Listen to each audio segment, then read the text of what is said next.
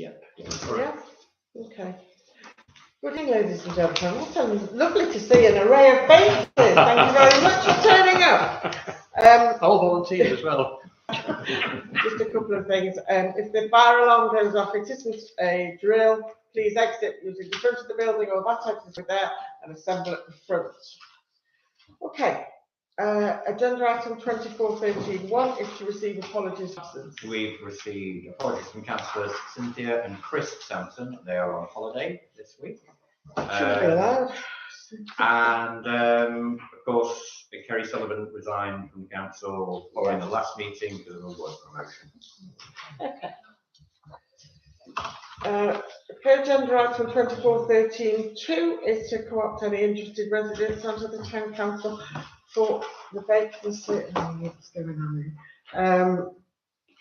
that we have. Now, I hope that all councillors have read Luke Harrison's form that Ashley distributed to us, and Luke is over here. Hi. So if anybody would like to ask Luke any questions, please do so now. My name's John Smith, town councillors. Welcome. I think it's great that someone of your age is actually interested in becoming a member of the council.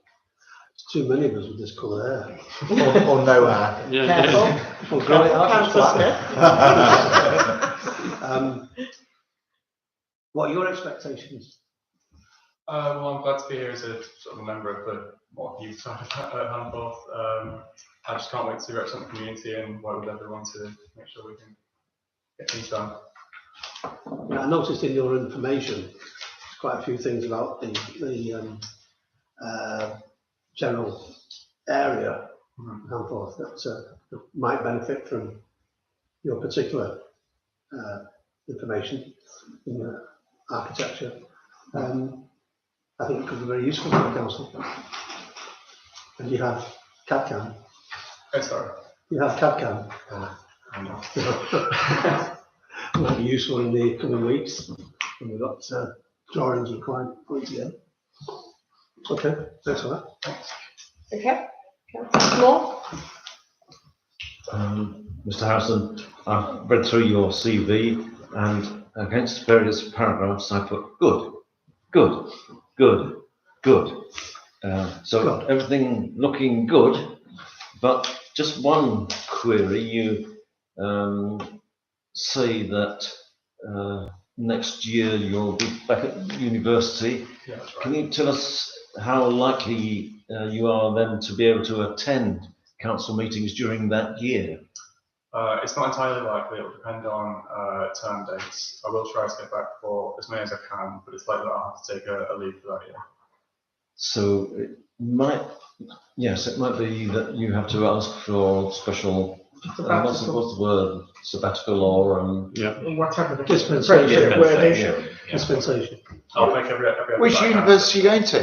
Newcastle. Oh, right, good, yeah. Is it possible for a Teams meeting, Teams connection? Would you be able to attend that? Yeah, definitely want to stand by. How to keep involvement there and up to date.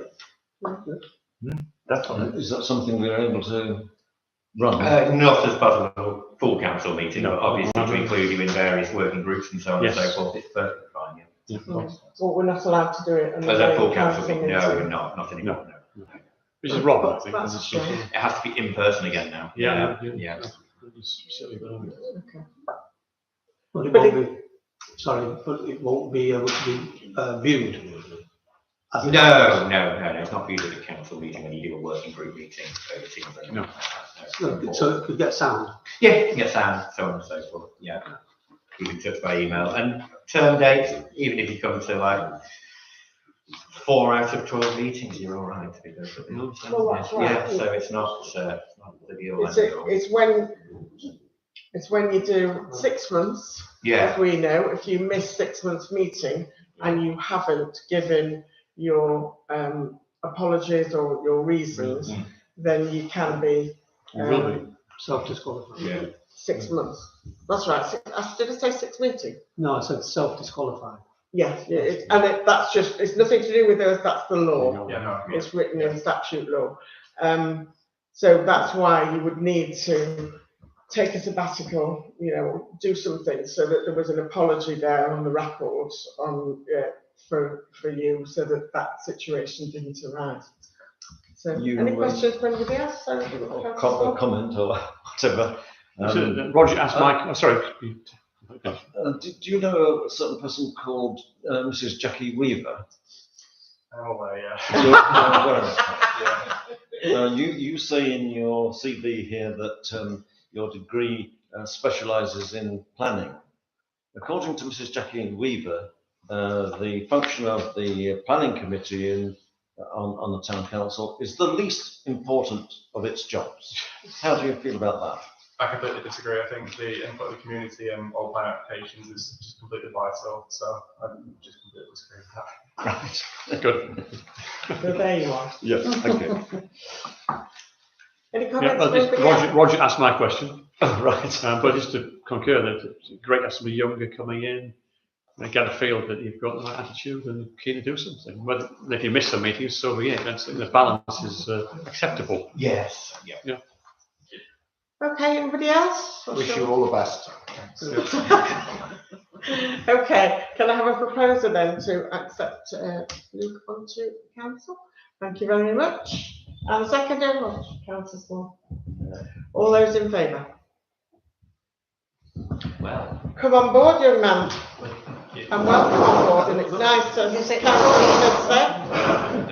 nice to see a young face. Right. Okay, agenda item. Now you're not going to be destructive, are you? Right, agenda item 24.13.3. To note declarations of interest and request for dispensation to discuss and vote on a matter in which a member or co-opted member has a disclosable pecuniary or non-pecuniary interest. For our new councillor, that means, have you got any interest in any items at all on the agenda, whether they are just, it's your next door neighbour, so you don't really want to comment, or you have some monetary interest in something on there. That will preclude you from voting on an item. And that's all that means, generally speaking. So does that apply to any councillors here? No. No, no. Yes, it does. Oh, sorry, where? Yourself and Mr. Moore. When? Mr. Councillor. When? Under the order of payment. Oh, yes, of Oh, course. sorry, Yes, sorry. Would you like us to leave the room? Yeah. We need to leave the room. I've forgotten that was on. You are a supplier, so as well. Yeah. And what? A supplier to the council, so. Sorry. Right, okay. Agenda item 24.13.4 is the open forum where comments and questions concerning items on the agenda may be put to the council by the public during this period. Matters which, in the chair's view, of required debate and or discussion will be referred to the next committee or council meeting as appropriate. Items not pertaining to the agenda may also be taken at this time at the chair's discretion. The forum is restricted to 15 minutes and strictly only 3 minutes per person unless the chair allows otherwise. Any comments from anybody in the gallery? That's a good word, isn't it? Gallery. I'll make one. Go on. I'm just wondering if during the PCSO briefing, it would be possible to give us some indications of what might have happened for that collision just outside on the road earlier this week, because there's some potential safety issues with things like the station car park that's planned and that kind of stuff. Just wondering if there's anything you can say without, saying anything you shouldn't. Very now and very quickly. Okay. It was a medical episode. Oh, Yeah, that's the root cause of it, as it stands at the moment. One of the parties having a medical episode, so it wasn't layout. It wasn't the fact that the view coming out of Church Road is absolutely appalling. Wasn't that as a factor? Right. It's gone down as one of them had a medical episode. Okay, fine. But neither was at fault. It's how it is at the moment. So. Yeah. Thank you. Okay. Any questions from anybody else? No? Okay. Right, we'll move on then to agenda item 24.13.5, which will approve and sign the minutes of the Handford Town Council annual meeting of the 14th of May. Has everybody had a chance to look through those? And are there any comments? Councillor Smith, I'm aware you're away, so Yes. you won't be voting on it. Yeah, so just one point on that, because I was away on holiday. A couple of things at the May meeting, sorry, was it the May meeting? Something that was deferred from the previous meeting was regarding the CPR training. And that's why was that deferred? Because we wanted to give it some further thought and think about, no objections to it, but to think about if we were achieving what we wanted to achieve. And that was, in terms of what's our objective, we can discuss it better later on, but what was the objective and are we achieving that objective? And I thought that, particularly with the defibrillators, what we really need is to have some people in the actual village, some people in the shops brought in and trained and do this training. And can we extend the training? Because as you know, when we had the defibrillators fitted, Councillor Moore and myself did quite a bit of work on finding out where they all were, and Councillor Moore, Peter Moore, did an awful lot of research into defibrillators and when they can and can't be used. And it threw up a lot of questions in terms of somebody collapses and they don't necessarily need to have a defibrillator. For instance, if it's a heart attack, is this right? If it's a heart attack, you're not doing them any favours putting a defibrillator on them. So things like, how do you determine what's what? And what's the first thing you have to do? And the first thing you have to do is not run around rushing to look for a defibrillator, because if it needs CPR, it needs to be started there and then. So my thought was, could we have a training session where you're not actually teaching CPR, but you're educating people as to what this is all about?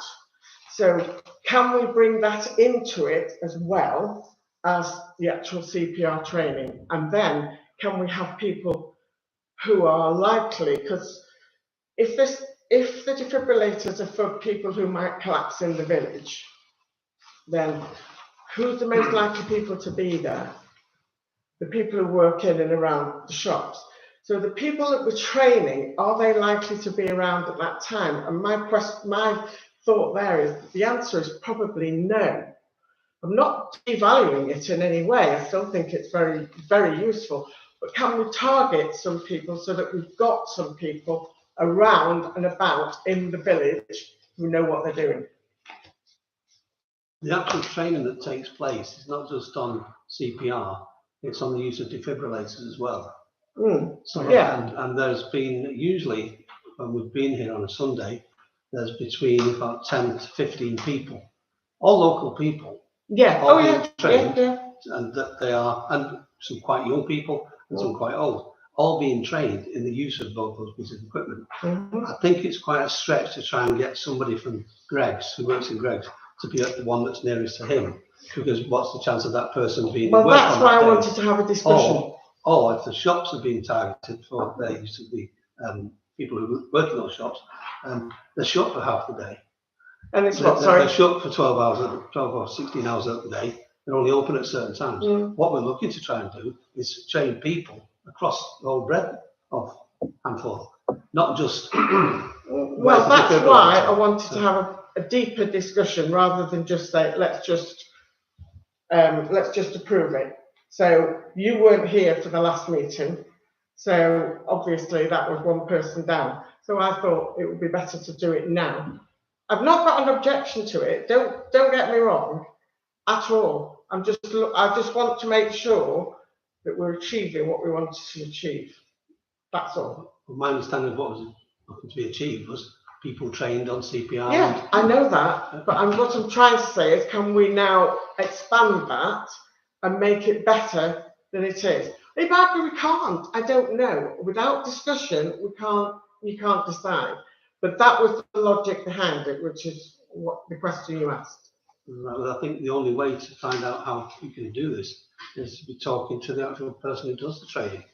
But, Well, potentially, yes. Well, we can discuss that when we discuss it later on. But that Yeah. Well, it's been deferred. So when will that be coming back onto the agenda? It's on the agenda. It's on It's there. time. I thought that was I thought we had that in the budget. I thought there was already that fund in the budget. No, it's on the It's on agenda the this agenda, time. But is it not in the budget? It's in already? the budget. So there's funds there already. It's in the budget. Yeah. The funds are there, but it has to be approved by council. Right. So it's on the agenda today. Yeah? Can I say briefly, I will be supporting this motion. Right. But as Sue said, I think we can develop and extend the thing to other things. I'll do it very quickly. We'll come back to obviously the motion. Chris Sampson mentioned a week or so ago, anti-stab kits, he said, but actually, if like anti-bleeding out kits, really, which cover all sorts of trauma, stabbings, accidents, what have you. That's associated with it's medical, it's first aid. And the different thing, I think, triggers off other thoughts, other ideas. So I'm going to support the motion, absolutely, but it creates, I think, other thinking, other thoughts, which requires some discussion, and we can extend the remit, if you like. Well, can't the existing system that's being used carry on then? Absolutely. Yes, yeah. And Oh, yeah. anything that the And town develop council it. comes up That's with, what we want to we do, say, is develop it. if we carry on with it as we are now, and then by all means look at That's what- what I'm saying, what's John. happening, Developers but will it's be not going along. going to stop it happening and the training. No, we're happening not going now. to stop it Who happening. was saying that? No, Well, no. it sounded like that we want No, to see what else at all. we want to. You weren't here, John. That's all. Not In at fact, all. But no, sorry, what I've just heard Yeah. sounded to me like, No. let's have a look at what else No, we need to no, put in. No, No, that wasn't the intention. It Right. was to have a discussion about it. And sometimes it's quite difficult in council meetings to have a long discussion about something. So I wanted to just have a bit more thought about it and then bring it back this time and then have a little bit more of a discussion about it. But there's no question about the value of it at all. not having done. That's not the question. It's what else we can do. And as you know, it's got to be a council decision. It can't just be one person's. Well, the council decision is on the money, isn't it? The The council decision is, is about the money. yes, Yes. absolutely. So can I propose that we accept that motion today? Well, we can do it when the We motion get- comes up. yeah. Yeah, you can propose it. Absolutely. Excuse me. Okay. And one of the other things that was expecting on the motion today, on the agenda today, was about a member of the public who spoke with the chair, and there was a motion about discussing the pavilion, or being involved in the pavilion, and that the chair and the person who proposed the motion agreed to defer it to this meeting, but it's not on the agenda. No, because the person who put the request in was told that they had to give us information as to what they were requesting, what their plans were, where the funds were going to come from, etc., etc. And that information hasn't been brought to the council, and it should be coming on to the July meeting, provided all of those things are there. We don't know the rest. Can I just make a comment about that? The pavilion has nothing to do with the council. No, it We have isn't. no responsibility for it. We have No, no say so. correct. So why were we discussing a member of the public's decision? Because- They should be talking to Cheshire East, if anyone. Because a member of the public at the annual meeting requested that the council look at this, and we had to do it, didn't we? Yeah. Because there was a vote, a public vote, and the public were in favour of this, the council discussing it. And so we decided we would discuss it and hopefully put the matter to bed. But it's not the council's remit, is it? Or have I got it wrong, Ashley? It's not, It's not, but it's but because we've been asked and a public vote's taken place, we have to do we it. have to. So we could just respond and say, sorry, it's nothing to do with the council. That's our response. It'll be a bit more long-winded than that, but that will be potentially the end result, yes. Because I'll just make you aware, in February 2015, a meeting took place exactly where you're sat with the portfolio holder for parks in Cheshire East, David Topping, with a representative from ANSA, with councillors Burkill and Mahon, with 2 councillors from Town Council, Parish Council then, 3 members of Friends of Merritt Park, and 2 members of HMES. And they wanted to have a toilet, and they wanted to have a access to the pavilion for a cafe. And Councillor Topping said there will be no toilets in Merritt Park. Also said there will be no cafe.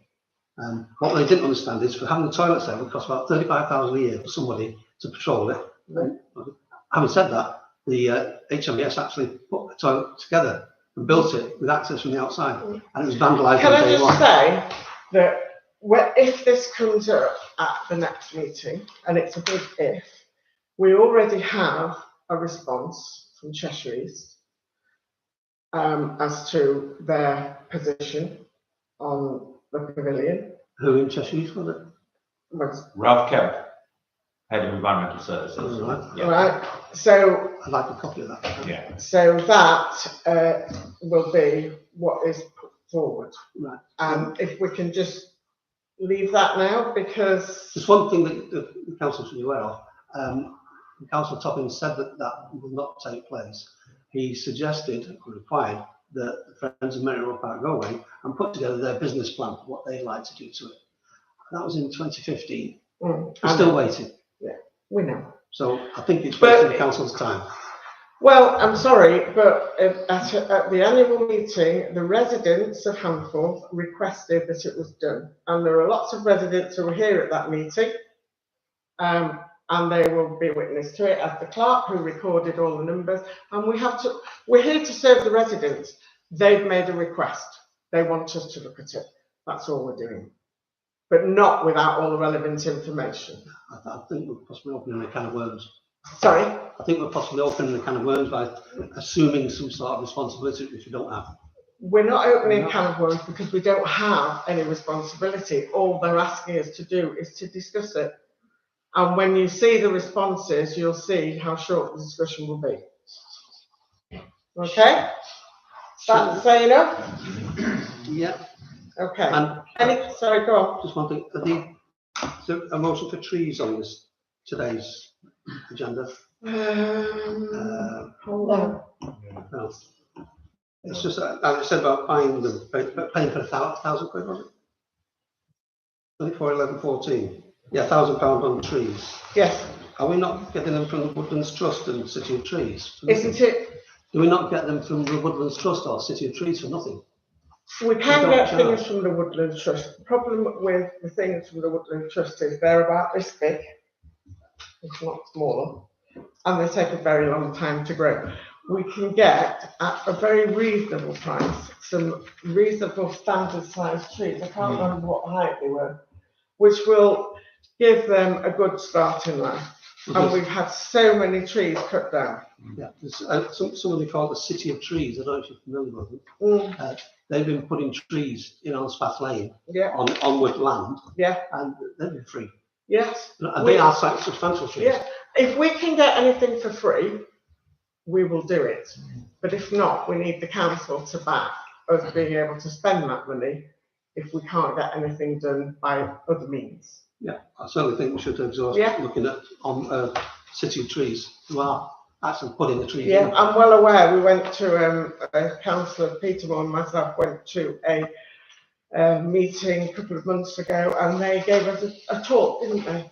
So we're well aware of their existence. It's whether they are prepared to, can do, and anything forward. If they can, great. If it's for free, fantastic. But if not, we need a fallback position. And is that who we'll be looking at on the cherry blossom trees as well? Is that? Looking at the cherry blossom trees as well? Yes. Yeah. Because they're free, not. Okay. Yes. Right. Councillor Swan. Item 17 on the minutes, which is to elect a chair to the council's personnel committee. Councillor Sullivan was proposed as chair, Of course, she's now resigned, and therefore Yes, a new chair is required for that committee. we do. We're planning to put that onto the July agenda. Okay. Any comments from anybody else? Okay. Can I have a proposer then, please, to accept the minutes? Thank you. And a seconder? Thank you, Councillor. Okay. All those in favour? Thank you. Yes, Councillor Smith can't vote. I'm not thinking you weren't No. here at that meeting. No, that's So don't right. worry. You can vote on everything else beyond that. Yes, for your information, you can only vote on something if you're either on the committee and you were present. That's the only time. If you were on the committee and you were absent, you're not allowed to vote. Okay. It'll all become clear in fullness of time. Agenda item 24.13.6 is to approve and sign the minutes of the Humble Town Council meeting of the 14th of May. Same question to all councillors. Are there any questions?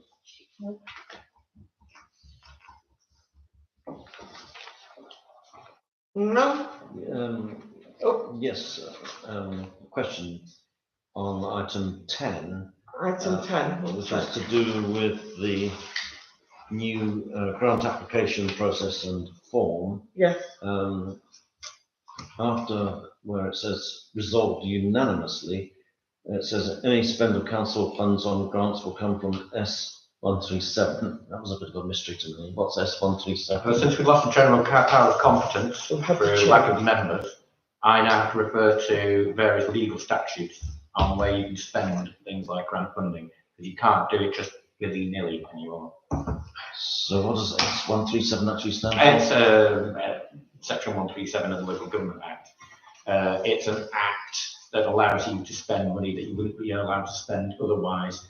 S137 comes in at something like £9.40 per head per member of public within your town that you're allowed to spend on something that you haven't got the power to spend on in any other way, and that's where grants fall. So any grant now will have to form from that power. Yes. Yeah. Okay.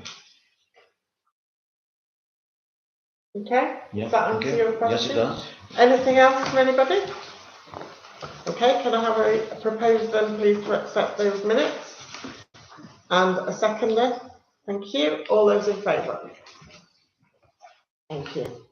Do you want to move to that item now, Sue? Say again. Are we okay to move to the item regarding the scouts? Oh, yes, we can do, yes.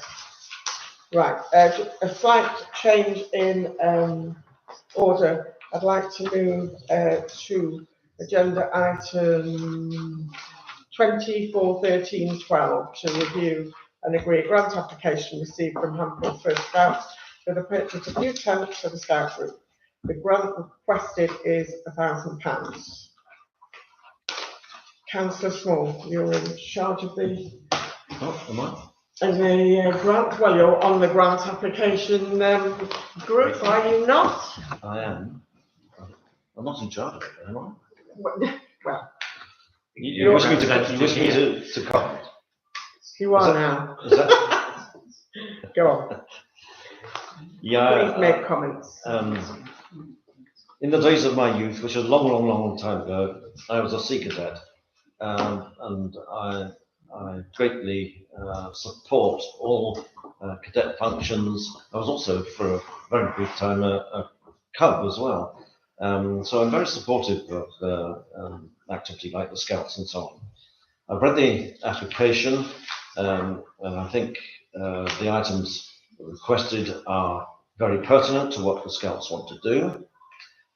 One tricky question for the Scouts, though, who I think have done fairly well out of the council just recently, one way or another. You have a very healthy balance sheet, as I recall. Unrestricted funds as of the 31st of March 2023 of £29,544. if the council were, let's say, mean enough to deny this grant application, would you go ahead and buy the tents anyway out of your existing funds?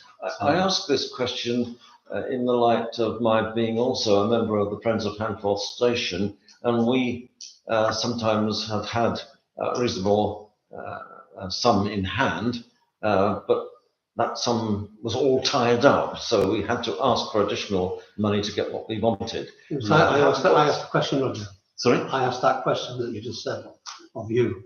Yeah, oh, right. Well, there you are. There's an example. So, yeah, so the reason we have to have quite high balance is because we're in charge of the maintenance of the building as a whole. So we've been, requested to keep around about £25,000 free for structural, issues really. So if we needed a new roof, for example, we would have to spend the money to actually put a new roof on.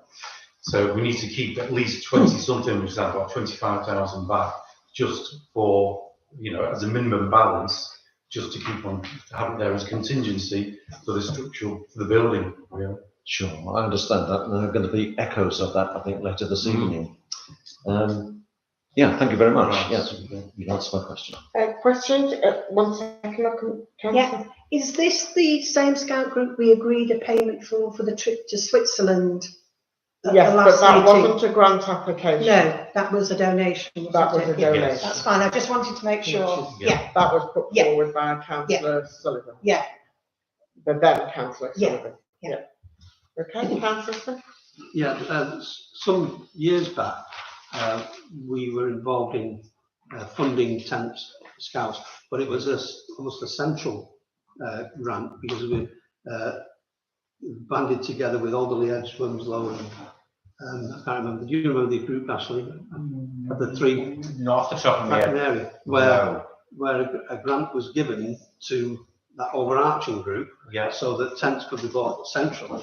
Yep. And then used by different groups to get the best value out of the council's money. Yes. Is that still something that happens? So this would be specifically for us, but we pass on tents. So we're having this. So our last funding for tents was to replace damaged tents. So that's for replacement. And this one is for, because we've expanded more, this is to create more tents just to cope with the expansion of the children. But the tents, which last time we didn't just bin them, they were sent to another scout group who made use of them. So this fund will go towards funding new tents, but any tents that we think are, past the best won't be chucked away. That they will go to another scout group. Right, so there isn't any organisation regarding these three scout groups that are in close proximity to each other? No. No. Well, there is a fair bit because we get on well with each other, and there's a fair bit of sharing assets, as it were. So this is for our group. We'll share the ones we don't want. But then, if, for example, Alderley said, "Oh, we're going on camping tents," then they would just call us and we give them lend them our tents. So it's a bit of a loose. It's a bit of a loose agreement, and it is based on, because you'd be surprised, most people in scouting get on, but not all place. But within this region, within this area, all of the scout groups tend to get on quite well. So there is a loose agreement based on, those. And as Roger said, I was a bit surprised that it was a donation that Scouts received. It just shows when you look in the book and the numbers, it's £2.5 grand or whatever it was. But they've gone to one particular group. Just pointing out, as we've said in the past, about it's residents' money, so we need to make sure that we're using it. Now that's true, but it's being spent on the residents' children. That's the That's the overarching purpose. How many tents does that provide? So it's going to provide. I haven't done the maths. I'm going to be Stephen buying them. So it's going to provide roughly 12 to 15 tents. It's got 15 tents. Is it just tents or is it equipment, camping equipment as well included in that? There's going to be some equipment as well, mainly just Cookers and stuff yeah, like that? Yeah. Are these peculiar to the Scouts refinement tents, or is it the sort of thing you can go into Decathlon and buy one yourself that throws itself up? So we've got a special account, we get discount being within the scouting group from Go Outdoors and that's one place. But they're not particular Scouts. No. So we'll source them from various places and arrange to have a discount because most places that favour on the scouting organisation give us a bit of a discount. So for example, we have got them from Go Outdoors in the past. But they will just be, manufactured. Well, it's for us to source them out, basically. You're after 10 tents priced at £160 each. So if the council awards you 1,000, you're still going to have to add a little bit, aren't you, to get your tent? Yes. In that case, yeah, we will be having some tools like that. What's the capacity of a £160 tent? So this is for, we're going to go for, I think 3 either side, 6. So these are slightly larger tents as well. Six person. Yeah. Any further questions, anybody? Okay, can I just to clarify, sorry, just have one more question. How long do you expect these tents to last? So they normally last by say 5 years, and then you do tend to get a little bit weathered and worn. okay. Do you hold sort of like, if you lend them out to elderly, is there a strict sort of, I don't want to use the word religious particularly, but is there a pattern that you get them back and you're accountable for them and these are damaged and you now pay for them? Or So no, it is done on there isn't like, if you do damage something, then we have a good relationship with them where they so we damage it and they would offer to pay, we wouldn't accept, but they would offer to pay or replace it, but we wouldn't accept. but there is a strict sort of agreement between you that if you've got them for 2 weeks and they've gone to North Yorkshire or wherever they've gone to, they get dropped back here and they're given to this person and they're signed for. Yes, so there is that. Yes, but yes. So there is.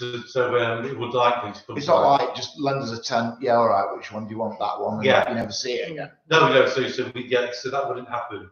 We were quite strict over that. Yeah. And do you borrow stuff from the other? No, not really. No. Okay. No. It's only every now and then. Right. And do you go on things with the other scout camps in the area, like Alderley, Wilmslow? Yes. So you do things together? We do, yes. Yeah. I mean, I remember going up to Glossop somewhere or with the big camp. Right. My lad was in first handful scouts. So right. He was in there and I went up on the camp, got soaked to the bone in my own tent, but that was my fault, That's normal. Okay, any comments or any questions from anybody else? Okay, may I pick up on a point from Councillor Smith? A donation that we made was, I don't know whether you're aware, but there's a very special anniversary, is there not, next year, and the Scouts are proposing to take their members abroad to Switzerland. Yes. And the whole of the council felt overwhelmingly that it was a very worthy project to support, and it's a very expensive project. The Scouts are raising their own money for it. They were at the D-Day event, and they're raising money that way as well. But the council felt overwhelmingly that it was something we should support. And given the growth of the Scout group, I think. We're moving to this building. Yeah. So okay. So I just thought, seeing as you weren't here, I'd give you some info on that. Yeah. Any more questions from anybody? No? Okay. Can I have a proposal then, please, yes, thank you, and a seconder. All those in favour of giving the Scouts these £1,000? Unanimous, thank you very much. Thank you. Okay, thank you.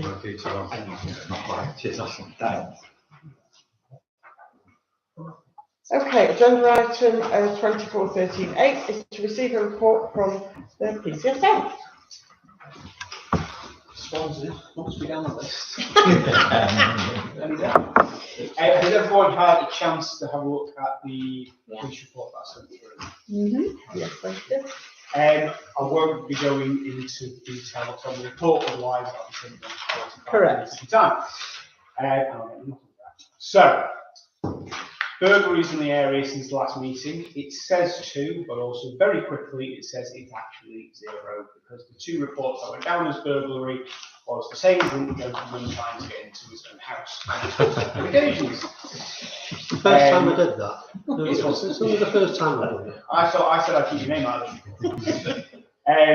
The 3 of the 5 sus reports we had as well were also linked to that address. So we're working with the probation agency, Onward Housing, and our good selves, because there's a lot going on around that one address, which I want to go into more detail. So that one person is responsible for 5 of your reports.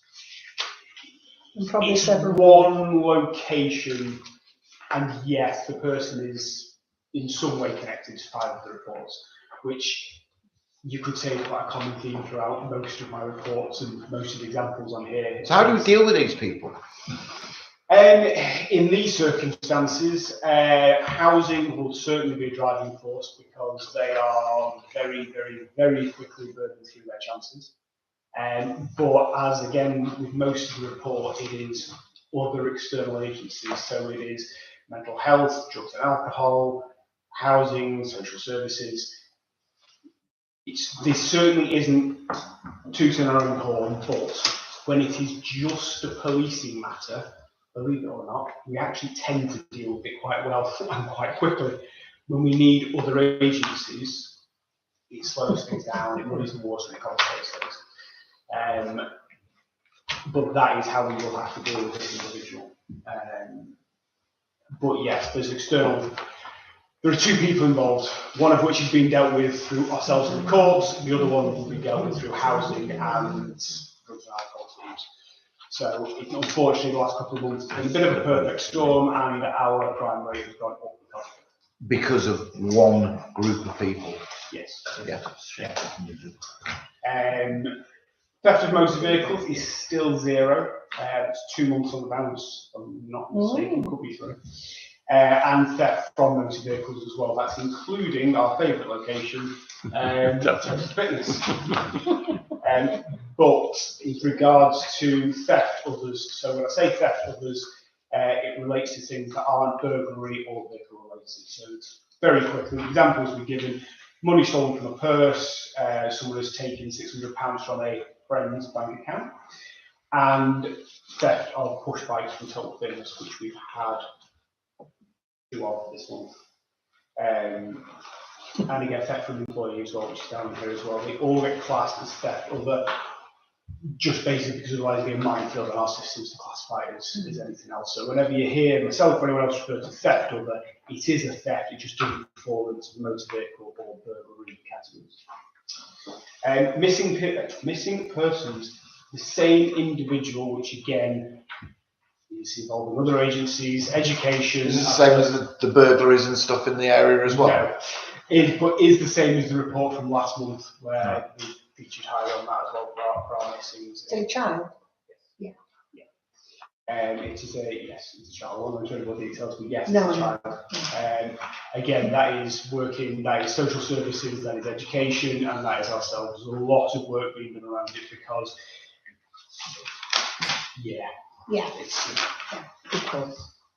It's a difficult one. It is a difficult one. Domestic incidents.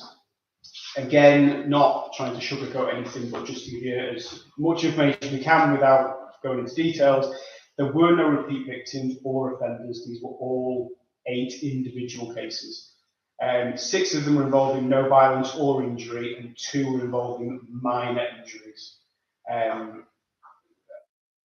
When I say minor injuries, the one I can think off the top of my head, there was a push, a nudge, someone has gone over and potentially sprained their ankle. It goes down as an injury. So this is what I say when there's minor injuries, but this is what they get classified as with domestic incidents that I've gone into before. It is any relationship. A lot of our domestics, not this month, the A lot of our domestics are when children and adults have an argument. Yeah. If they are within the criminal age of responsibility, it goes down to domestic. Is that an increase on last month? It's a significant decrease, Yeah, I actually. wondered if it was, Yeah, it yeah. was. And I'd love to say it's because of all the fantastic work we're doing. But again, same as last month, they were individuals. You know, this is 8 completely separate people. And again, last month, I think there was only 2 where there was one. It'd be interesting to see if it goes up this month for school holidays. School holidays will be a factor, to be honest, the big one, and we'll be doing a lot of work with housing and social services. It's that lovely stereotype that actually it goes up around in sporting events. And we've got the Euros coming up. And it is, we do a lot of work around the fact that just because your football team's losing, don't throw anything at your partner or the TV. Yeah. It's really sad that unfortunately we do see an increase, so it will be an interesting one to see. Excuse me.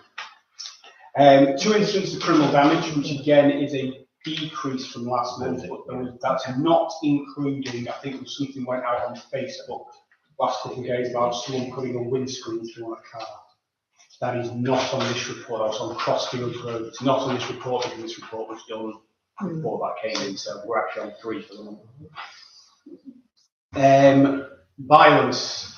There were 8. None of the incidents involved physical violence. So again, as you can see very quickly from the bullet points, it's neighbour disputes, it's verbals, it is threats of violence. And threats of violence is the one that we get more than absolutely anything.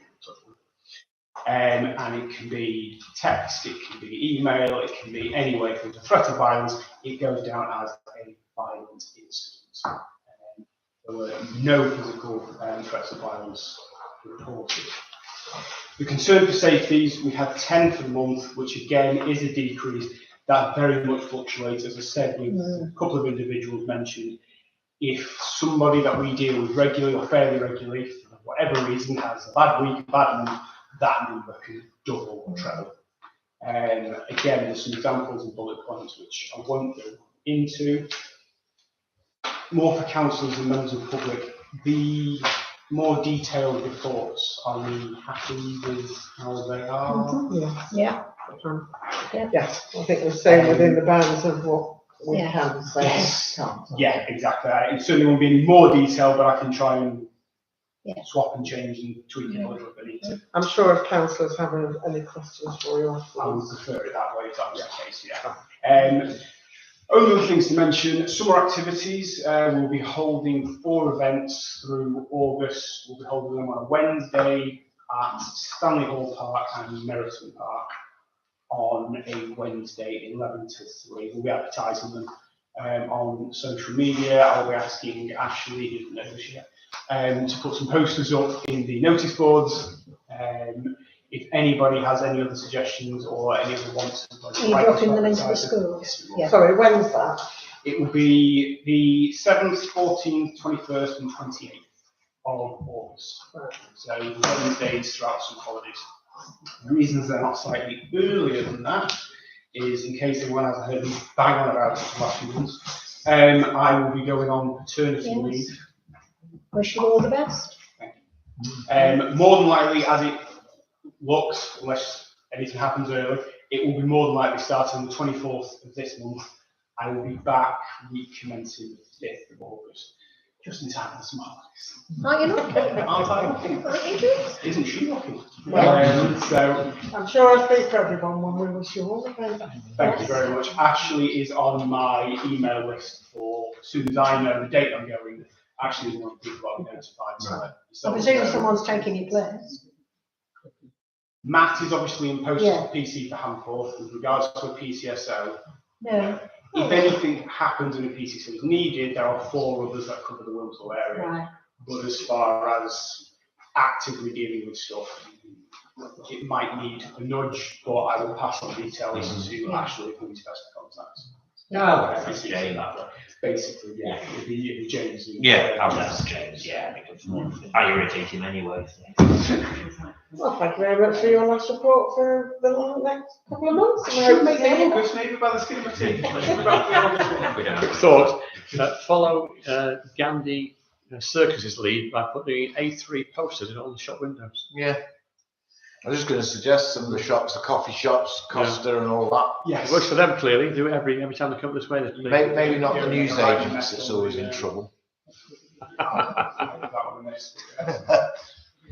Okay, Can I just ask, No, sorry. a question? You mentioned the one about Crossfield Road. Did you see the text that went with that thing on Facebook? The comments, Yes. which ones? The one where there was an image captured on CCTV, and someone commented, I think from the originator of that CCTV, that we sort of know who you are. Oh, this was this the, Yes. the two lads. Yeah. That's all right. It named them and said we're coming to pay your visit. Yeah, so basically the owner of the vehicle has managed to deal with that themselves and doesn't want any further police involvement because the person responsible has come forward, and we think it was linked to an incident where a larger group of 5 males, one of which decided to urinate up the planter in the middle of the paddock at 8:30 that morning, which thanks to the CCTV, thank you very much, we managed to scroll back and get the taxi that the gentleman got outside the spa. So him and his parents got a lovely surprise visit from myself that afternoon. So yes, thank you very much for that. Actually, so yes, thank you for.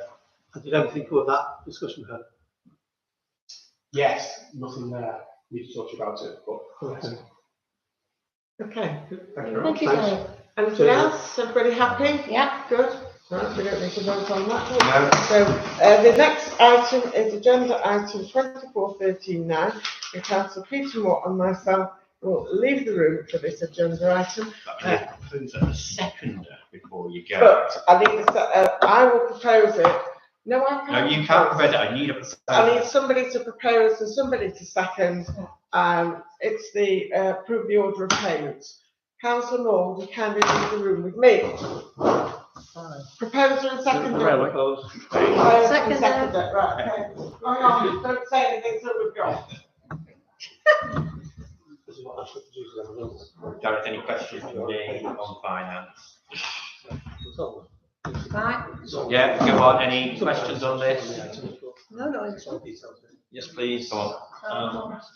Would you like to comment on the costs of the relative costs of getting plants from Oak Nursery as to or compared with the getting of plants from the first handful Scouts? Gosh, difficult one to quantify because obviously watering and labour is included with Oak Nurseries, and they are still providing our barrier planters. Okay, which is. Before they would grow them, bring them, put them out, water them every week and go away and then charge us £4,500 for the pleasure every 6 months. Whereas obviously getting the plants ourselves, for planting them, for watering them, but they're still doing the berry planters. It's probably about 2/3 cheaper than what we're paying over. Yeah. And secondly, can you give us a very brief account of what was involved in the annual maintenance of the closed circuit TV system?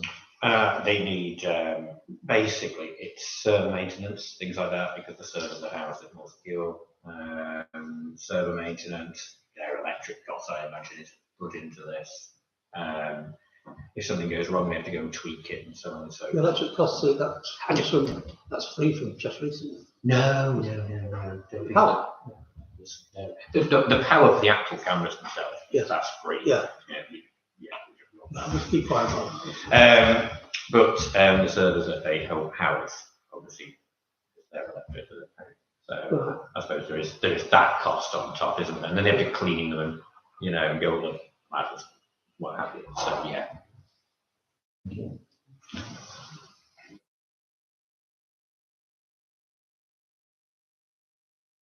Anything else? Don't think so. No. If you want to take a vote on it then, yeah, in favour. Everybody, that's fine then. Bring them back now. Great.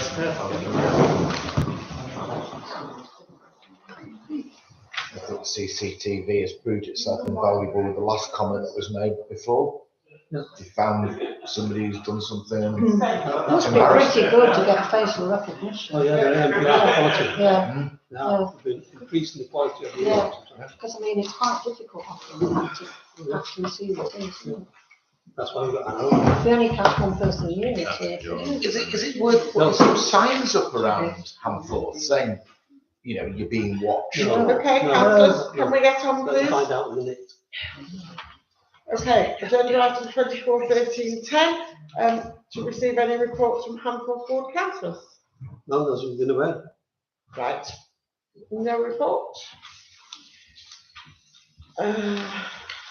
Agenda item 24/13/11, to continue with the provision of CPR training courses at Hamforth Youth Centre at £50 per session up to a maximum annual budget of £500. The item was deferred from the previous meeting, as already discussed, so open for discussion. Who are we targeting with this? Are we Well, this was my point.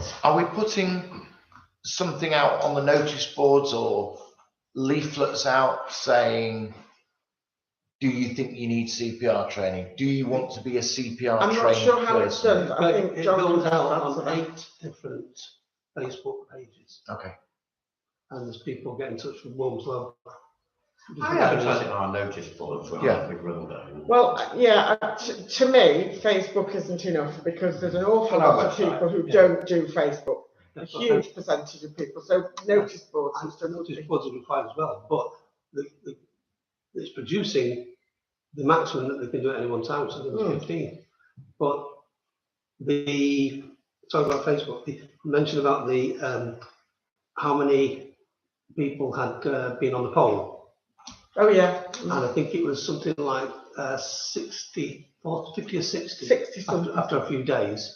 It was then shared on 8 Facebook pages, and it's now in 600. It jumped. The poll for the youth centre. youth centre. Yeah. Oh, yeah, I know. Yeah. Yeah, So I know. after those 8 pages, Yeah. it was spread on there. It's done. And Councillor Small has done a sterling job going around getting signatures from people, and Ashley's put forms out here and got a lot more. So we have the 10%, but that's another. That's over another. 600. Sorry.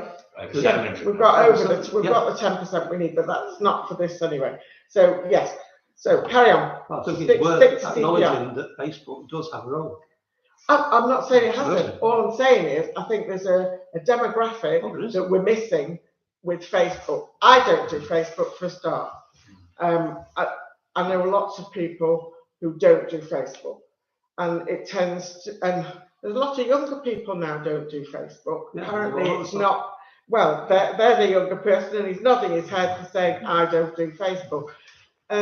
So, you know, we have to think about other ways so we can get at the whole community and not just those people that do Facebook. Perhaps if we do identify other ways of contacting the community, let's have that as well as Facebook, not as a replacement. Oh, no, we wouldn't stop Facebook, but I'm just saying we need to expand it so that then we can say, yes, we've got other people in here and involved.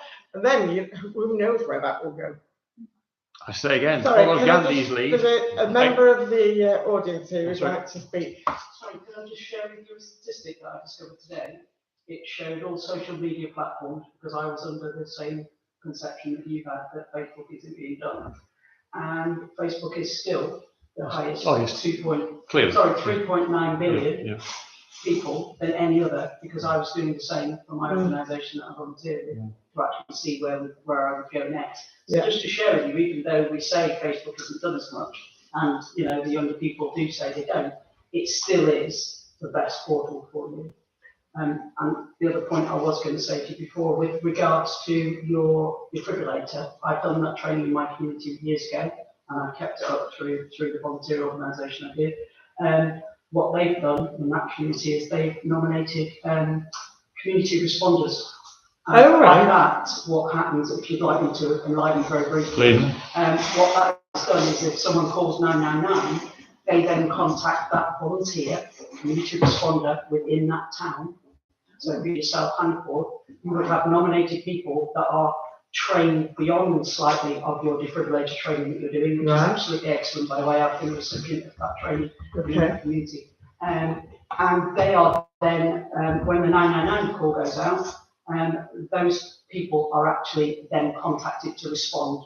With regards to the technicalities of the defibrillator, just again to show you one other detail, and that is that whilst you were saying about a heart attack isn't what you would use a defib on, however, that defib, should that then go to that stage, needs to be with them. And Absolutely. The defibrillator is actually set to tell a layperson what's needed. So if that person was then connected to the defibrillator and a defibrillation isn't required, it will not do it. It will not do it. I didn't know if everybody was privy to that bit of. No, and that's just the sort of thing that the information about how it all works and what happens is what I think we need to get over, as well as the training, that how, when you do, when you don't. And the other thing about, you need to have one person who starts CPR, somebody who else gets the defibrillator, and somebody's ringing the services 999. Because if you don't start CPR and it is required, and you wait till the defib comes back, that person will be dead. So, you know, it's that kind of information that I want to try and get out there in some, because I was totally ignorant until we started this. I mean, I know what a defib is, and I suppose if I had to, I'd be able to use one, but I don't know all the science behind it. I don't know where and when. And that's when we were doing this research. It just opened a whole new page, you know, that is not understood by a lot of people, which is why I was hoping just those sort of comments will come out of this, because there's something we could look at. Just as a citizen, I ideally love it to be on the national curriculum. So for yourselves here in Handful, you've got a scout book behind every single member that is then trained. If you invite them, if they haven't already got a defib in there, I don't know what. So when I was a scout leader there for 15 years, all the scouts, all the staff, everybody got CPR training once a year. Yeah. So they're your platform or your transition advice. Sorry, that's the wrong word. And every family that's connected with them. Again, your youth club. This is where you want to actually do the training with the young people. It's that generation that you want to educate into the values of it. And they will then go home. As a scout leader myself, and I then, when I do first aid training with all mine, they go home and teach their families. So I taught all mine, no sugar, but it worked on 8-year-olds. We get them a pillow, we buy a pillowcase, they draw a picture of a heart on it, they put the pillowcase back on the pillow, they then do CPR on the pillow, so I didn't have to have so many antidotes. The parents that then came back to me the following week, that child had taken that pillow home and demonstrated to the rest of the family. They then did what I said, which is your Alexas and your other stuff. If you say, Alexa, do CPR, it will actually talk you through it. So your Google Home, your Alexa and stuff. If you educate your children in, you've got the Grange School, you've got the Scouts, you've got the Youth Club, you could start going, or maybe an opportunity for you there to actually spread out. And then any of your other organisations, your friends of the parks, your friends of your railways, everybody, and that way, for me, I would think you'll get your message out there.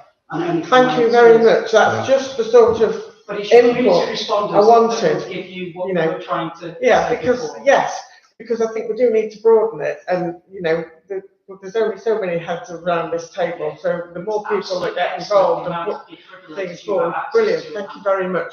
Yeah, can I say, you've said, I think I'll not say anymore now.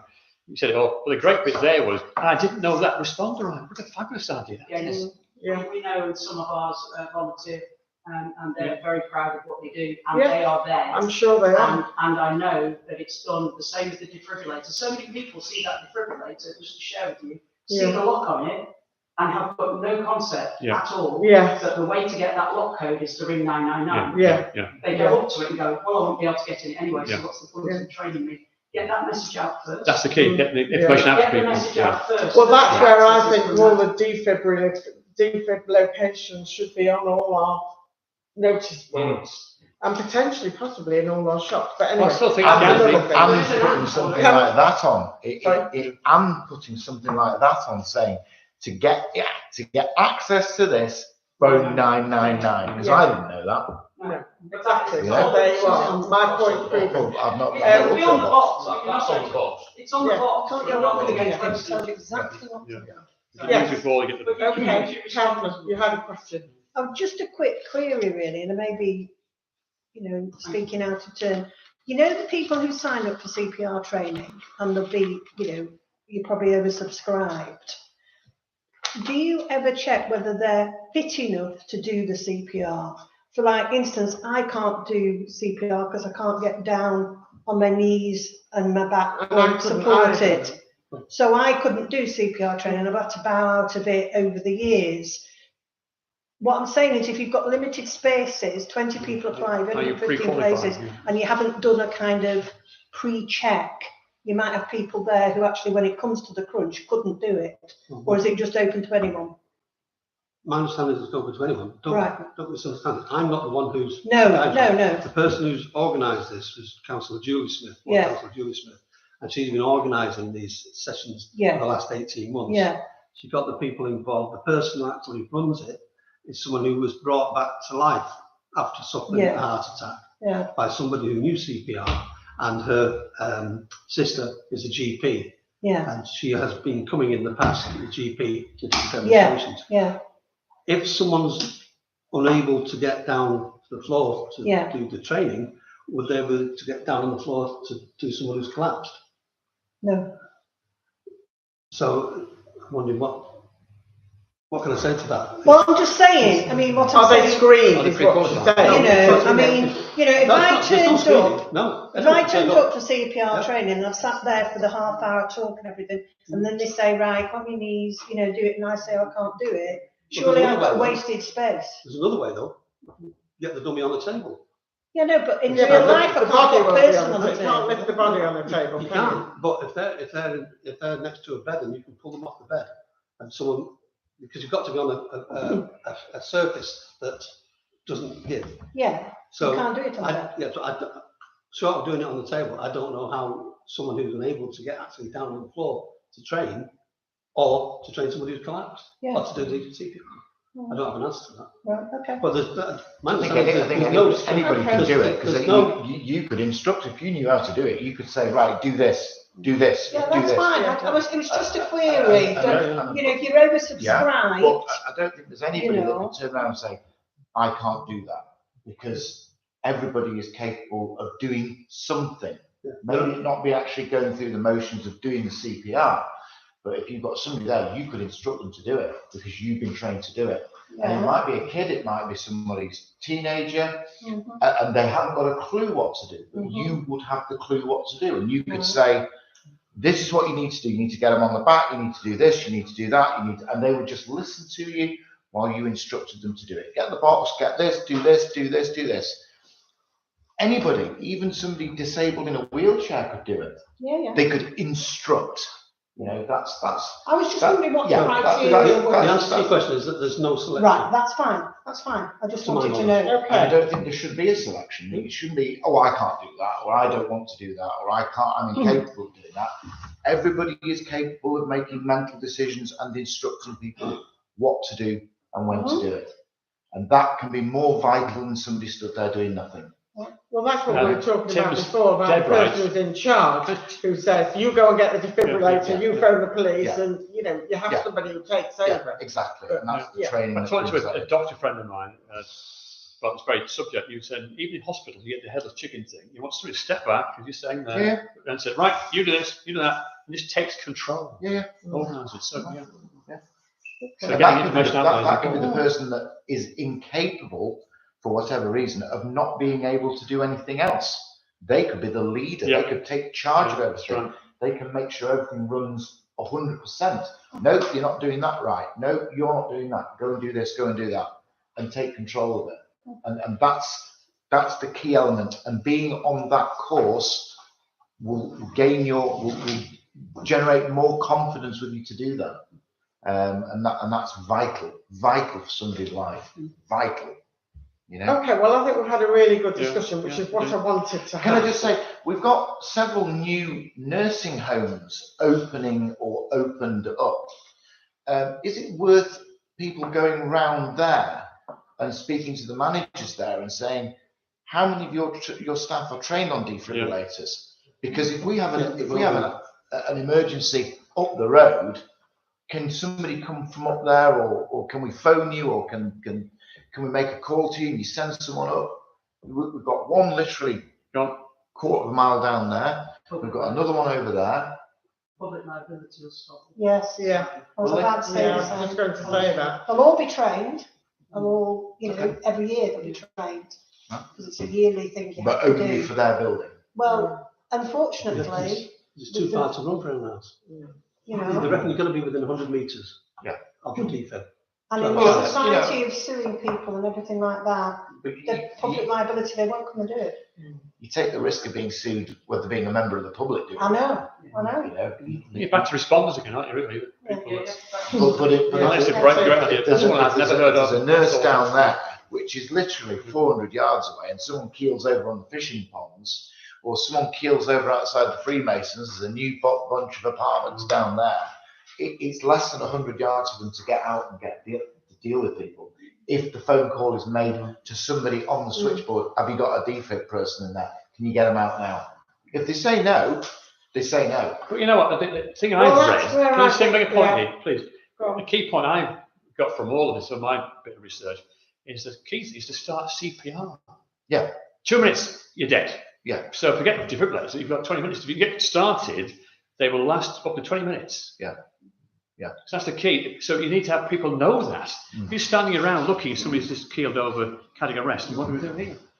Oh, That happened dead. at the bowling green at the Wagon Horses. Right. A young guy, 21 years of age, collapsed.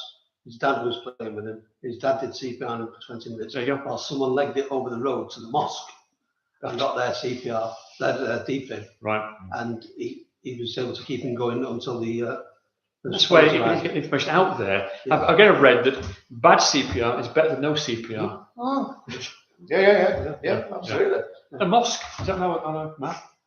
No, the most important thing is to keep get blood circulating, because it contains a large reservoir of oxygen. 1 second, one at a time. Go on, finish off. The most important thing is to do chest compressions, because that keeps the blood circulating, and the blood is a large reservoir of oxygen. Yeah. And it's Yeah. important that reservoir circulates through the body. That's right. But you need to be a young, fit, healthy person to keep CPR or chest compressions up for a period of 20 minutes. Unless Don't you- think I can do or it team, nowadays. Unless you've got people to help. I used to teach medical students how to do it, but I don't think I can do it now myself. I think he had a vested interest Oh. if it was his Sorry, go on. Just one, I happened to come across a motorcycle accident in the middle of Scotland, in the middle of nowhere. I phoned 999, and they said, "Where are you?" And I described where I was by road numbers, etc. The next car up, the guy got out and said, "Tell them these 3 words." Has anybody heard of all Yeah. 3 words? Yeah. A lot of people haven't. It's absolutely brilliant, and everybody should have it on the phone. And, Yeah. and that again is something you could feed into. Yeah. It's best practice. It's best practice for emergency services. Yeah. We now use what 3 words. In fact, our radio operators, you're not allowed to give an address anymore.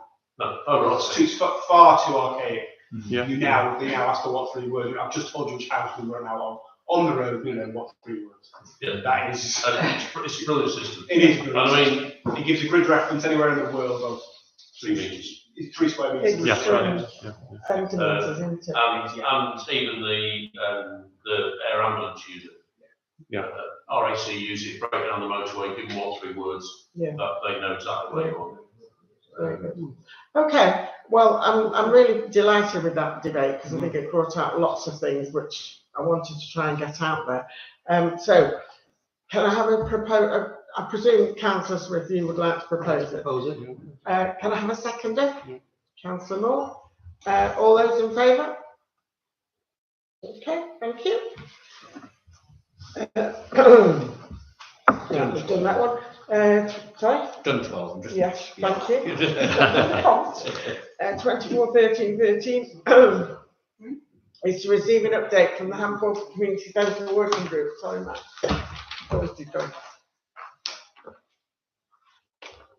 Councillor Small. Thank you. Well, I don't know that I ought to be talking to this particular item because I'm not actually a member of the asset transfer group or the youth centre working group, but seem to have been given the job along with Ashley of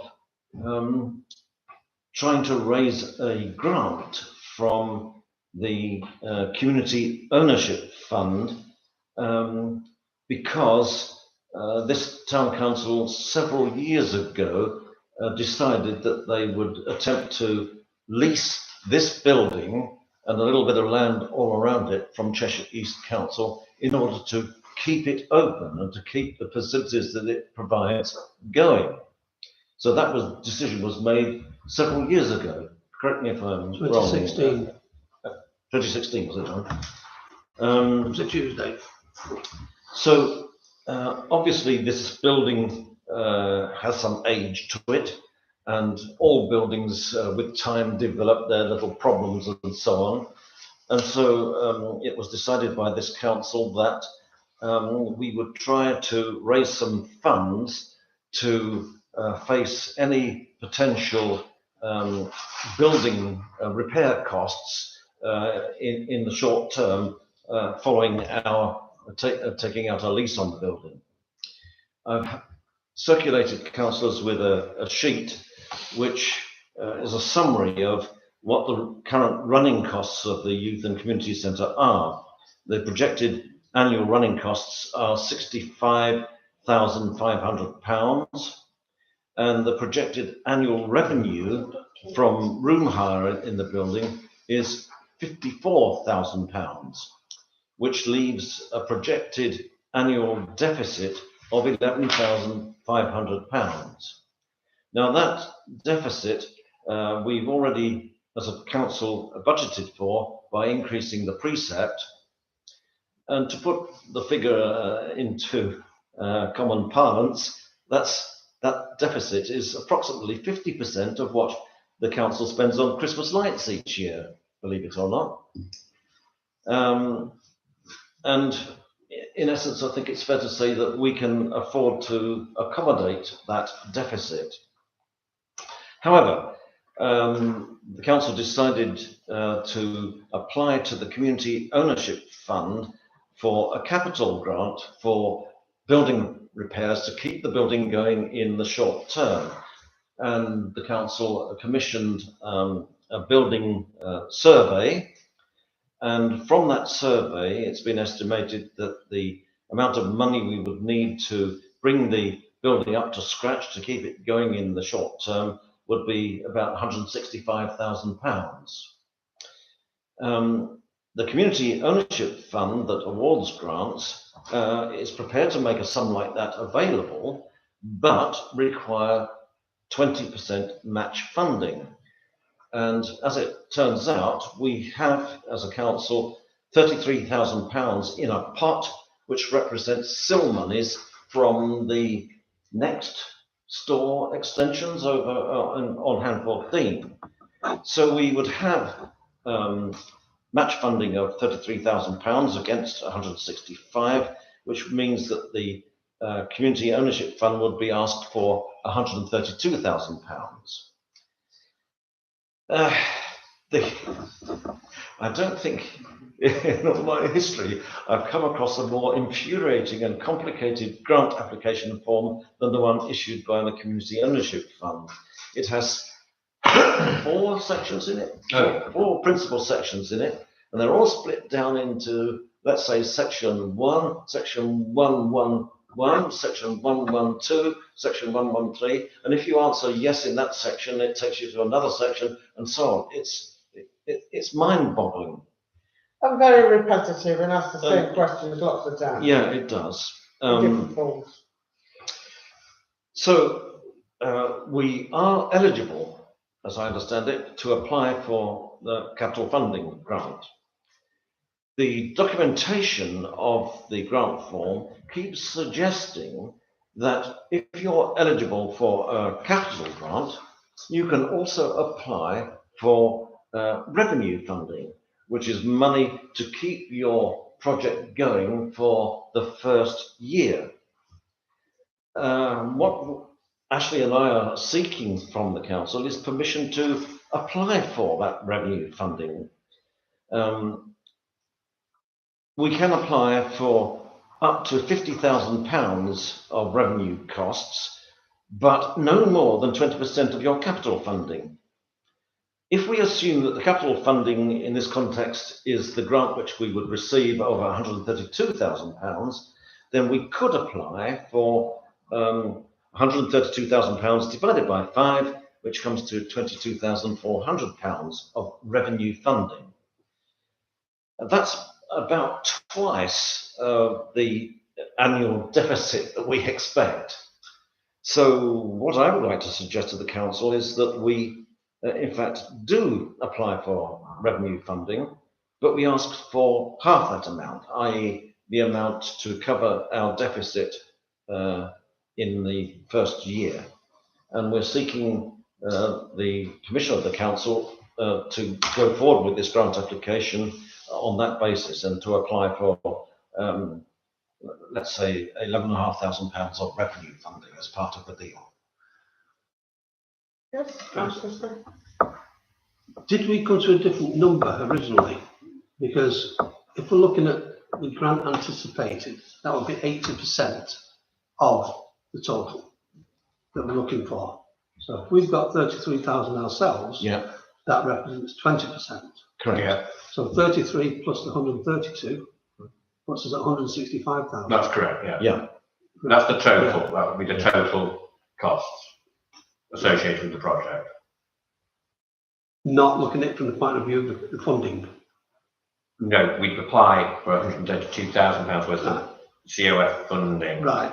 Yeah. Okay. Yeah. I thought we were looking at 165 for the funding. No, you came up, yeah. That was the figure that the architect, sorry, the surveyor The came surveyor up came up with 120,000, plus the couple of areas on the toilets, which made it 140,000. And the rest would be made up of perhaps solar or something like that. I think that's what we discussed at the group meeting last Tuesday. Yeah. Yeah. So it's not the revenue funding we're looking for, it's 165,000. The revenue funding is totally different to the capital funding. Yeah. We touched on this at the meeting, Right. and we couldn't make a decision at the time. And so we've gone through it in a bit more detail. And we just don't know, and we're asking you guys, to be honest, do we apply for revenue funding as well as the capital funding? Yes. Yeah. When we looked at it last week, our concerns were, if we apply for the revenue funding, is it going to affect the capital funding? But Roger and Ashley have both looked through these forms very carefully, and it would appear that they expect you to apply for the revenue, and it doesn't have an effect on the other one. That was our concern. Yeah, it's like the capital funds that schools get to keep in reserve, and then you get a building fund as well on top. You know, it's that kind of thing. That was, obviously, it has to be a council decision anyway, but that was why we were a bit would we be looking to increase the annual revenue, the room hire? Is the room in it to increase that? The plan for the first year is just to keep things as they are. But during that first year to try and improve. Gradually, but there can be savings on heating and lights and all sorts. Yeah. I'd hate to see, you know, we put what would probably be a sensible figure on the rent, but then people go, oh, can't afford the room. That would be a disaster, wouldn't it? So I think, you know, we need to just take it steady, see how we get on, and then increase the bookings when people know that we own the building. I mean, let's face it, we want to cover our costs, and if we can, we want to put a little bit of money on one side each year for anything that so the idea is you would have a booking manager. We're not looking to make a profit. Yeah, you'd have a booking manager, so every room and every day. You already have that. Yeah. So every day and every hour, the rooms are booked to their capacity. Yeah. What you have to bear in mind is that we have two kinds of tenants. There are commercial tenants, and there are non-commercial tenants. Volunteers. The non-commercial tenants are those who use this are voluntary groups who use this building for free, whereas other you have to correct me if I'm saying anything commercial incorrect. enterprises. Yeah, and others are enterprises which are in it for money, and they pay a Charge their clients. They are generating a considerable income. So you don't ask for a nominal rent for like St Chad's, for the Brownies, ask for a nominal rent to use that? Well, at the minute, it's not us, it's Cheshire East. Right. What the application form says in one section is you've got to be very careful not to set your rents at such a level that you shut down any Oh, yes, I voluntary agree. Yeah. or Yes, I any group agree. by virtue Yes. of costs. Yeah. And by the way, don't put your hands in the fire. It's pretty straightforward. Yeah. Well, yeah.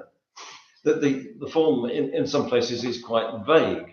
For example, they talk about revenue costs not exceeding 20% of your capital funding. It doesn't tell you whether that capital funding is what you actually get from the whatever it's called, the community ownership fund, or whether it's the total amount that you need to get the job done. Do you follow that? Why are you only asking for 11,500 then? If you can have 20%? Because they talk about, the application form talks about running costs in your first year, not first and subsequent years. Yeah, but if you're entitled to 20%, why are we not asking for the 20%? Is my question. If the I've board got to says, be very careful on this application, because also the exercise is it a financially sustainable model for the right, coming years? Yeah. right, And of course, I've got to say that yes, it is a financially Yeah. sustainable model. yeah. So how come all of a sudden you need £22,000 in year one? Yeah. Good answer. Mm. Good question. Good answer. Good, yeah. Yeah. I would just, if, I mean, I'm a great believer, if the government says you can have 20%, why would you not say, well, can I have the 20%? If they say no, because your first year shortfall is only 11,500, we'll give you that. If you've already confessed to them that your deficit in year one is going to be 11,000 quid, and they're only providing revenue funding for the first year, how can you then go on and say, oh, what we actually want for year one is 22,000 rather than 11? You don't get anything for asking, do you? Yeah. But isn't it saying, this is why we're asking you guys, because it's a bit tricky. but isn't it one view is It's a that very you're complex. asking for what you need to a maximum Yeah. of 20%. Yeah. Does it say 20% or it says up to a maximum of 20%? Yes, yeah, to a maximum. Up to a maximum of 20%. Oh, right, Yeah. fair enough then. It's not saying you can have the 20%. This Yeah. is the It's up first to a year. maximum, Who's yeah. to say that we can't do this again in I presume you subsequent can, years? yes. I don't presume you know. can. And there's A bird in the hand. and there's lottery funding Yeah. as well, and so on and so forth. Yeah. And there's lottery funding as well. Yeah. Yeah. Yeah. There's Fair all enough. sorts I of just funding wanted that to we know, can apply Oh, yeah, for. Yeah. Good question. Yeah, So I don't really want to queer the pitch by. no, Let's face it, Ashley is our responsible officer. yeah. We have to be guided by Oh, what yeah, he says to yeah. us. So can I ask a question? Ashley and Roger, how would you vote? What would you vote for? I don't have voting rights on this council. What would you recommend? Are you asking? I recommend that the council make a decision. I implement it. What are you I asking? don't think it's John? fair to put it on the spot. Are you asking, do we go ahead and try and lease the building? No, I know you Or know that. do we go ahead and try and get this money from the fund, Yes, including the revenue, as much as we can. as much as we can? Yes. I think, just thinking about the whole bang shoot, I think we can ask for this sum of, which would equate to £132,000 of capital funds. And I think to be on the safe side and not to appear too greedy or to conflict with Ashley's business plan, that we ask for the first year costs only. And that's what they specify in the form. They say revenue is intended to cover the first year costs. Yeah. And then the second year is still open for going for more. Second year is our responsibility. Yeah, but the second year, can we get more grants from them? I don't know about them particular. But there are other things. But of course, with the improvements that you've made to the building from that capital spend, you're then saving on your heating, your lighting, your water. Okay, and I already know that we can increase our revenue. Various As a requirements. council, You're only interested if we take over. as a council, can we go forward with someone which is predicted to have an annual deficit of £11,500? Yeah, because you're saying you're going to spend £11,500 a year on something. Right, We can say we're spending £25,000 a year on Christmas lights. right. I just didn't know. I just It's wanted the same, to know. it's the same thing. You Yeah. know, because you can't, whether you can put forward what would be potentially a negative budget. Well, the bottom line is this: if you look at this site here, and you look at the Scout site and everything else, and the whole, it's a massive site. It would be a huge asset for treasuries to sell. Oh, yes. Absolutely. And we know they're closing down and selling whatever they can get their hands on. Right. Oh, I don't agree. I just if we don't do worry it, if we're going to be we in will. deficit. I'm fairly certain. I'm 99.9% We'll lose certain that we'll lose it. Fine. And I think you that in have to look at itself. all the building projects going on Exactly. around there. It was just, I exactly. just wanted to know, in the law of a town council, Yes, I understand. can you accept a Yeah, deficit absolutely. budget going forward Absolutely. for Everything, one project? everything we put into our budget Right, is a negative. that's fine. Yeah, we That's all fine. spend. That's fine. Spend. Yeah. Right, We yeah, raise taxes we're going to according have to get spending. on because it's Yeah. gone 9 o'clock. Sorry. So we need to make some decisions. I Final think- questions, please. I think we do need to make it clear to the public what we're doing, why we're doing it, and get their support behind it as Well, well. that's why we've done the poll. Yeah. We've done the poll online and we've got a form for people to fill in. Yeah. How many signatures? We've had have we got? 709 responses now, overwhelmingly in favour of us Yeah. taking it. So Which- the yeah, majority of I people. would suggest that we take those figures now, because they are a substantial portion of the population. But if we Use can those get, figures as sanction, and we get on with it. yeah, but we can't do anything with the application until after After the the election election. anyway. Yeah. But that's on So, the 4th of In July. the interim, Yeah. if we can get other people, we've got a very simple form with a yes or no answer. We don't want complication. No, absolutely. Just to speak to people and tell them what it's all about and get them to sign. Yeah. So councillors are very welcome to take those. I'm hoping that you'll take some to the school. Yeah, For they're in the the foyer. parents. They're in the Yeah. foyer here. But the more they get, but the more we get, Yeah. the better it looks on the application form. People are supporting us because I spoke to lots of people at D-Day. I didn't take any signatures because we haven't got a proper form, Yeah.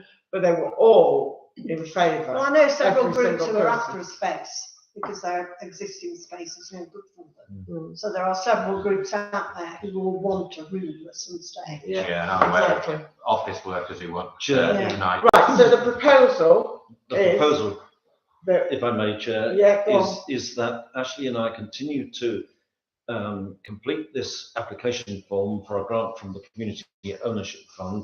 And as far as revenue funding is concerned, yes, we ask for revenue funding, but only an amount reasonable to cover first year costs. Okay, so can I have a proposal for that, please? Would you like to propose it? Because it was your idea in the first place. Oppose that. Councillor Smith, and the seconder, Councillor Moore. All those in favour? Thank you very much. Okay, I've lost my agenda. So that's, right, motion 24/13/14 is to retrospectively approve an additional £1,000 increase in budget for the Hamforth 80th anniversary of D-Day event. I'll just go very brief explanation of part of this, not all of it. The D-Day event went down extremely well. It was very well attended, and every single person I spoke to said, "Can we do this again?" The kids were absolutely over the moon with what the council provided, and unfortunately, it was an assault course, one of these blow-up assault course things. They deflated it at 4 o'clock because we'd only paid for a certain hour. So, what's his name? So, Yes, thank you. It's getting late and my brain's going. Asked me if we could extend it for a couple of hours And I said, well, I'll probably get my head chopped off, but yes, and I think it cost us 180 quid. It did, for the yes, additional 2 yeah. hours. But I the hired kids support for so health and enjoyed it. safety as well. Yeah. Yeah, so there's a So- few just additional costs that we'd never thought about. We didn't budget a lot in the first place, so. So that was one of the costs and a few bits and pieces. But I have said to Seb, because they did so well organising it all and doing it all for very little cost, I might add, that next year is another special date that the council and them get together and work on it together. But again, you know, let them take the lead, but we'll be there to help and support and do what we can. That'd be very easy. up for that. Is that be easy? Yeah. So I think everybody, well, you were there. I was there, yes. Very lucky with the weather. Honestly, it was fantastic. It was done with military precision. Yes. It was done with military precision. Well, that's what you get to do. Oh yeah, but the You get funny the one, military the in funny to do one it. was that the sound system went down. Yeah. Fortunately, we had some Royal Engineers Yes. from, didn't we? Sappers. So we got the men to come up and fix it. That was great. So yeah, it was wonderful. So if you would please propose somebody and second somebody else and vote everybody. Thank you very much, Councillor. Thank you. Unanimous. Just a quick No, thought. this is a correspondence. We're going Sorry. to have some external sockets fitted. Yeah, we'll come to that later. Until then, Kev. Okay, yeah, we've received correspondence Oh, from, We didn't vote. firstly, Peter Skates, who wishes to discuss with myself and the chair on the 4th of July, funding challenges in Handforth, Who? lovely. i.e. they'll want money off us at some point in the future Who is to keep services open. The head of place. Yeah. Dream on, I think. And we've also had another piece of correspondence from Tom Shuttleworth, who is wanting to speak to myself and Chair regarding Handforth Library and future options, i.e. they want money off us. Right, there is a meeting that I have been asked to attend next week, an internet meeting. So could I ask councillors to email me any comments that you would like me to put forward about the library? I've got my own comments, but obviously it comes from us as a council, not me as the chair. I'm just reflecting your views, and your views must reflect the residents' views. So please just email me with any comments that you've got that you would like me, if I get the opportunity, whether I will or not, I don't know, to put forward. I don't know how many people are going to be there. I suspect there'll be a heck of a lot. So whether I get the chance, I don't know, and probably there'll be duplication and what have you. I presume you ward councillors. The board councillors are already getting on it. Yes. Is it the same? We're already discussing not having any impact on the library. Right. We're already taking it ourselves already. Okay. I presume we want to keep the library open. I mean, that's a consensus, isn't it? Yeah. Oh, yeah. Yeah. We just want to see we're letting you know now that they've got in touch with us, and we'll bring it back to the July meeting to let you know. Because a lot of people seem to think it's a foregone conclusion that it's shutting, and I've been No, quick to it's say not to a foregone people. conclusion. I know. All I've they're been doing quick to is point putting it out forward what they that want, it isn't. their you know. revenue plans. Well, they ain't got any revenue. I don't know what will happen. Who No, knows? no, But No. we need to put our views Yeah. forward if we can. yeah, So hopefully I'll be able to do Yeah. that. And lastly, very important, I'm on annual leave after this Thursday for 2 weeks. Oh. So, yeah, I'll put an out of office auto reply on here. Oh. And you won't see me till the 1st of July. Where are you going? No comments. Turkey somewhere. Okay. Anything else, sir? All right, so let's agenda item 24/13/16 is to agree the next council meeting to be held on the 16th of July 2024. yeah. Thank you very much, councillors, for your attention. Thank you very much, residents, for coming along. And can I speak to you, please? Oh, And the meeting closed at 9:10. it's going to be a short meeting, remember that, Conrad? No. Welcome. I'm sorry.